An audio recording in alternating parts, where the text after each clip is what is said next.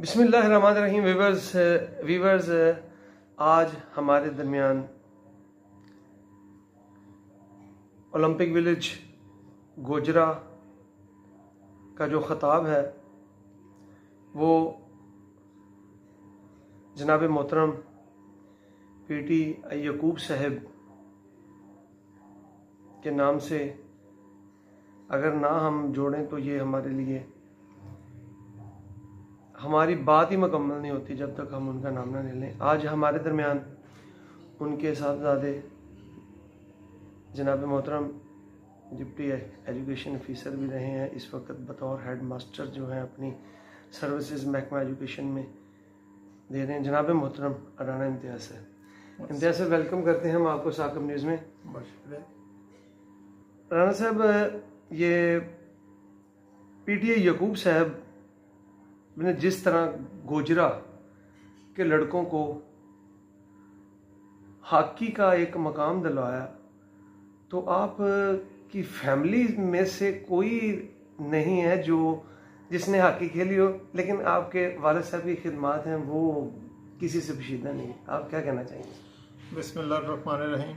सबसे पहले तो मैं साकिब भट्ट साहब का इंतहाई मशकूर हूँ कि उन्होंने मुझे लाइव लिया और अल्लाह ताला इनको जज़ा दे। जहाँ तक इस सवाल का तल्लक है जो भट्ट साहब ने किया है, एक बहुत ही बुनियादी किस्म का सवाल है।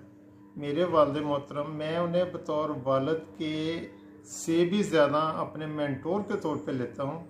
मैंने उनकी ज़िंदगी को बहुत ज़्यादा फॉलो किया है अल्हम्दुलिल्लाह, और इसमें कोई शक नहीं है कि जी उन्होंने हॉकी को जुनून की हद तक अडॉप्ट किया हुआ था। बट साहब, मैं आपको ये बात गोशगुजार करना चाहता हूँ कि वो एक मामूली सी तनख्वाह लेने वाले मुलाजम थे गवर्नमेंट के। तो जिस वक्त माइग्रेट होके आए ना, लेकिन अल्लाह ताला ने कहते हैं कि जी इज़्ज़त और ज़िल्लत अल्लाह ताला के हाथ में होती है। अल्लाह ताला ने जितना अरूज उन्होंने गुर्बत की वजह से हासिल किया, गुर्बत में होने की वजह से जितना अरूज अल्लाह ताला ने उन्हें दिया है, मैंने अपनी ज़िंदगी में बतौर वालिद के बात नहीं कर रहा हूँ, बतौर स्टूडेंट के बात कर रहा हूँ कि बहुत कम लोगों को देखा है। इनके पास हॉकी के लिए जो हमें तनख्वाह मिलती थी ना भट्ट साहब, हम 7 बहन भाई थे, तो मैं मिडल में हूँ बहन और भाइयों के हिसाब से ना, कि तीसरे नंबर पे आता हूँ मैं। 3 मुझसे बड़े हैं तो 3 ही मुझसे छोटे हैं, 7वें नंबर पे मैं आता हूँ, दरमियान में कह लें आप।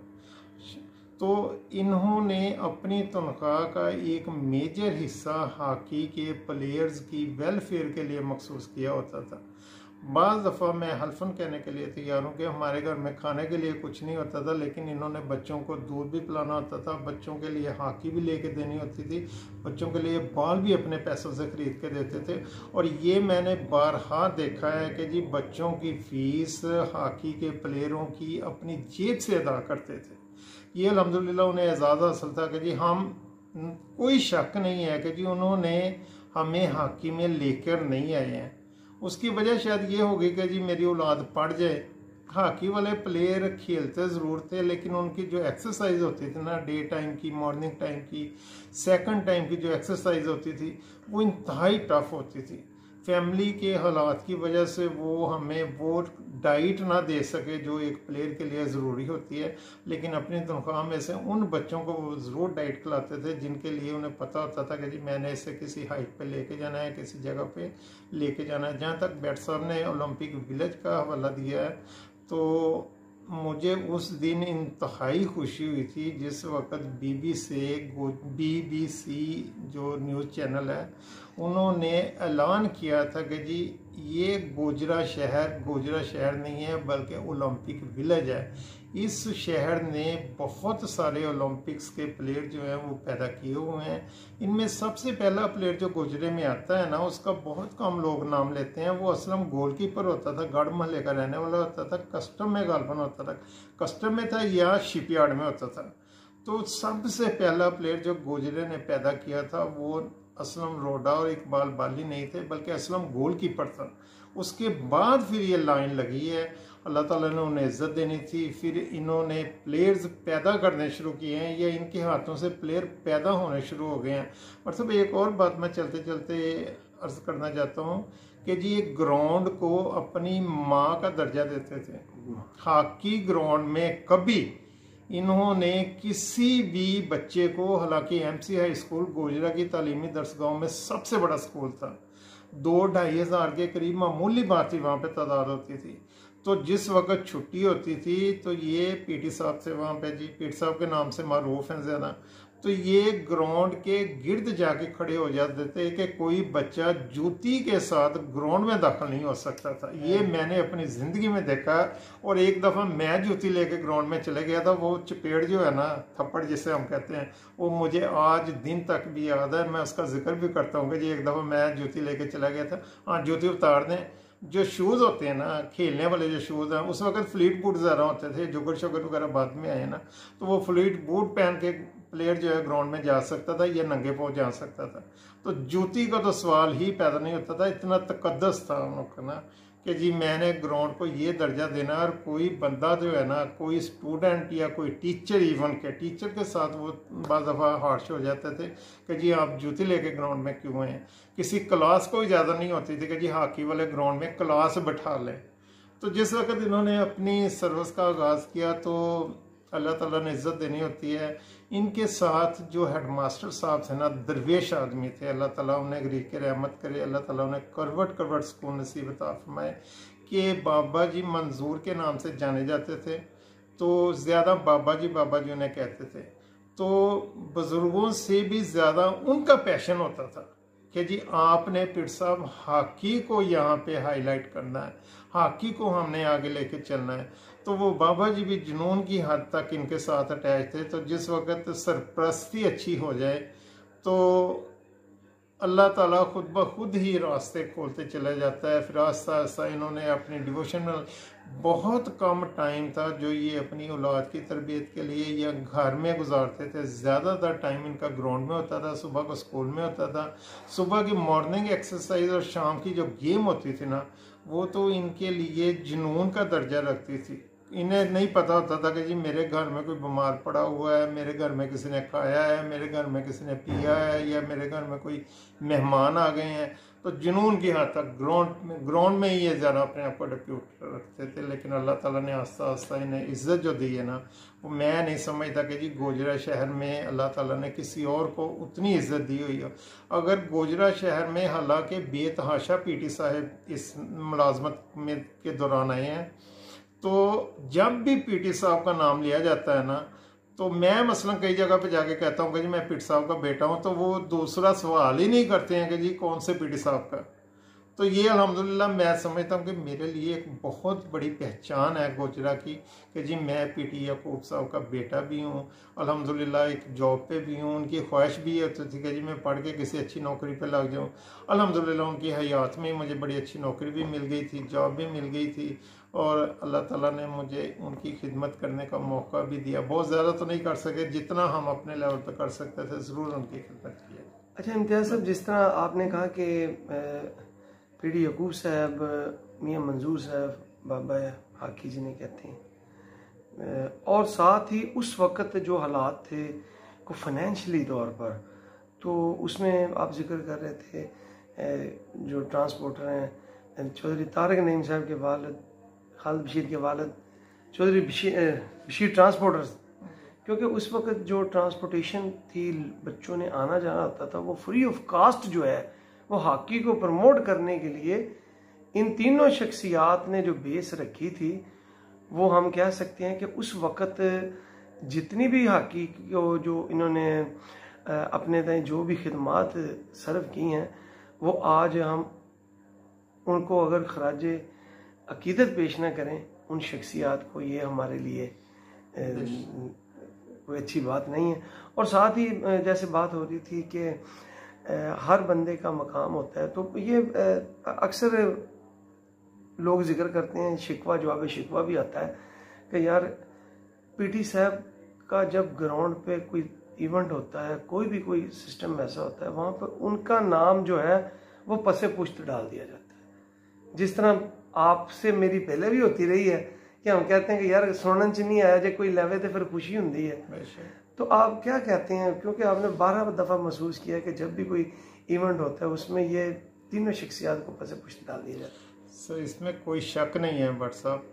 असल में ना मैं ज़ाती तौर पे महसूस करता हूँ कि जो हॉकी प्लेयर्स के ख़ानदान है ना, जो उस वक़्त के ख़ानदान थे, वो तो पीटी साहब को जानते थे। अब चूँकि उनको फौत हुए भी तकरीबन 20-22 साल के करीब हो गया, 99 में फौत हुए थे, 6 मार्च 99 को। तो 20 साल के बाद हमारी नस्ल जो है वो चेंज हो जाती है। 1980s की गालबंदहाई में वो रिटायर हो गए थे। तो 40-50 साल का जो वक्फा, जिस वक्त बंदा डिसकनेक्ट हो जाता है ना, तो एक बहुत बड़ा गैप आ जाता है। तो नौजवान नस्ल आ गई है, नौजवान नस्ल को सिर्फ वही लोग याद रहते हैं जो उनकी तरबियत कर रहे होते हैं, और जिन्होंने उनकी तरबियत की होती है, जो अब उनके गाइडर्स हैं, तो वो उनको थोड़ा सा पीछे ले जाते हैं। बहुत सारे इवेंट्स हुए हैं, स्टेडियम बनाया यहाँ पे, लेकिन स्टेडियम का नाम हमने थोड़ी सी कोशिश भी की थी कि जी बाबाई हॉकी के नाम पे स्टेडियम का नाम जो है, इनकी खिदमात के सिले में बेतहाशा ओलंपिक्स पैदा किए हैं इन्होंने, इंटरनेशनल हॉकी प्लेयर्स यहाँ पे पैदा किए हैं। बाज़ दफ़ा तो इस तरह होता था कि जी हॉकी के मैदान में एक दफ़ा टीम ऐसी बनी थी, शायद अगर मैं गलती ना कर रहा हूँ, तो उसमें ज़्यादातर जो बच्चे थे ना वो गोजरा शहर से थे, और 1 या 2 बच्चा जो था वो शेखुपुरे का था, जिसको मिला के इंटरनेशनल टीम बन गई थी। तो ये अल्लाह ताला का लाख लाख करम है कि गोजरा ने हॉकी के बेतहाशा प्लेयर ना सिर्फ पैदा किए हैं, बल्कि अब भी यहाँ से पैदा हो रहे हैं।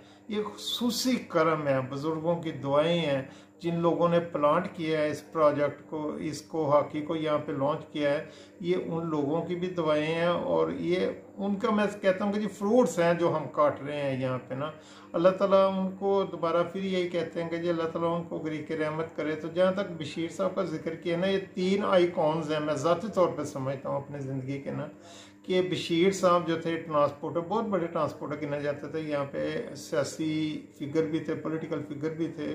उनके बेटे भी अल्हम्दुलिल्लाह काफ़ी इंटरेस्ट लेते हैं, लेकिन हॉकी अब वो हॉकी नहीं रही है जो उस वक़्त की हॉकी होती थी। इसमें क्यों डिक्लाइन आया है ये मैं नहीं कह सकता कि जी शायद वो बुज़ुर्ग अब नहीं रहे हैं जो दुआएं करने वाले होते थे, वो बुज़ुर्ग अब नहीं रहे हैं जो मेहनत करने वाले होते थे। अब थोड़ा सा कमर्शलिज्म भी आ गया है, हर बंदा सोचता है कि जी मैंने बच्चों को खिलाना भी है, पिलाना भी। उस वक्त ये चीज़ें नहीं होती थी, उस वक्त जेब से खर्च करते थे। अब देखते हैं कि जी अगर फंड हमारे पास आएगा तो हमने इन्वेस्ट करना है, अगर फंड नहीं आएगा तो नहीं करना है। बशीर साहब यहाँ पे all Pakistan hockey tournament, gold का हॉकी टूर्नामेंट उसका नाम होता था, मुझे अभी भी याद है।